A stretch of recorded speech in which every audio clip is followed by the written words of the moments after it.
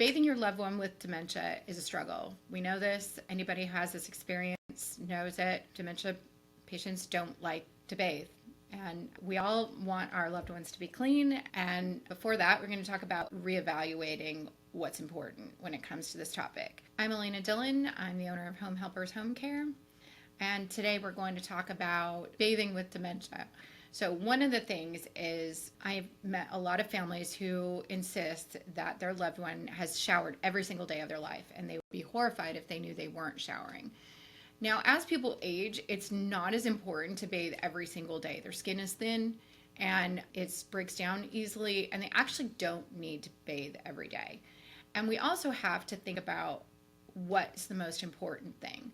So is it the important thing that they be super clean and have a shower every day, or is it more important that they're happy and relaxed and not agitated?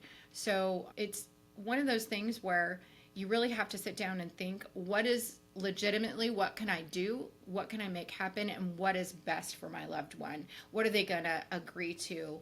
And how are we going to make this happen? So a lot of times we can do bed baths and we can wipe people down where they're clean, but they haven't actually showered. And, you can cover people up, parts of them, wash, a leg, an arm, and then do the other side, and just kind of little bits at a time. So it's less shocking. So there's lots of things that you can do to make it a little bit better, but not have to shower them every single day, which most dementia patients do not enjoy and will put up a fight and will make everything a little bit more difficult. So at the times when you do want to get them to shower, when it is shower day and you're really trying to get them in the shower, say it's twice a week, you've decided it's Thursday and you're going to shower them Monday and Thursday. So don't ask them if they want to shower. Most people with dementia, if you ask them a question, the answer is going to be no.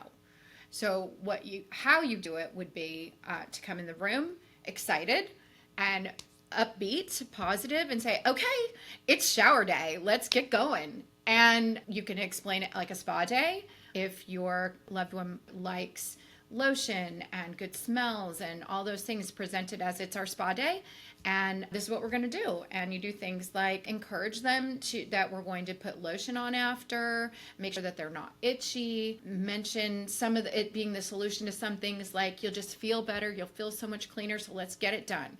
Not in the form of a question. All these things need to be in the form of a statement, like this is what we're doing. Warm up the bathroom, make sure that everything smells good.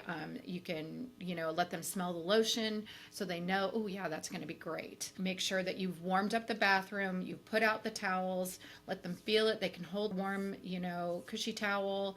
Throw the towels in the dryer right before. There's lots of things that you can do to make it a process, to promise them to paint their nails afterwards, and be energetic and positive and let them ease into it.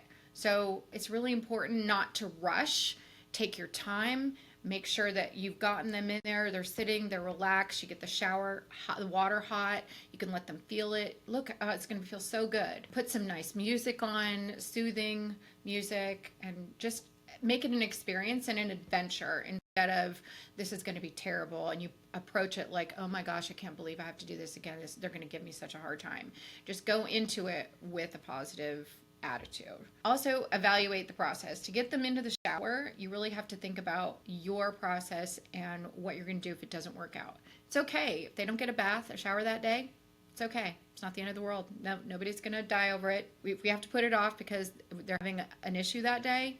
They're agitated. We don't want to push them into another bad mood or having an even worse day. Or if they're really not wanting to do it right then, approach it, give them a break, let them take a nap, feed them something, give them an hour, and then go back and try again. And it's not a big deal. Just don't approach it like it's the end of the world if it doesn't happen. And if you don't get these things done, like if they don't get a shower that day, don't feel guilty about it. You did the best you could. These are adults who make their own decisions, whether they have dementia or not. They still know that they are in charge of their own body and that they are a person and they want to make their own decisions for themselves, and they don't like being manipulated and pushed into things that they don't want to do. So just like I don't and you don't, if they feel like that and they're feeling stressed, then don't push it and don't feel bad about it. They're allowed to make that choice. They're allowed to say no. If it no is no, just the same as it is with anybody else.